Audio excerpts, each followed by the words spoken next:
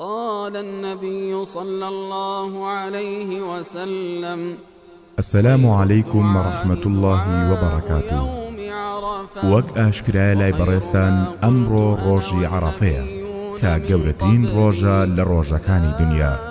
پێغەمبەری خوددا صلى الله عليه وسلم دەفەرمێ باشترین نزای ڕۆژی عەرەفەیە و باشترین ذیکریش لەم ڕۆژەدا کە من و پێغەمبەرەکانی پێش منیش کردویانە، ئەویش ذكري لا إله إلا الله وحده لا شريك له له الملك وله الحمد وهو على كل شيء قدير.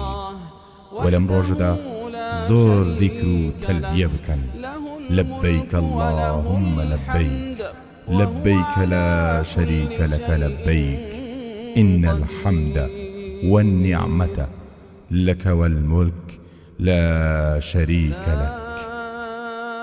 لا إله إلا الله وحده لا شريك له له الملك وله الحمد وهو على كل شيء قدير.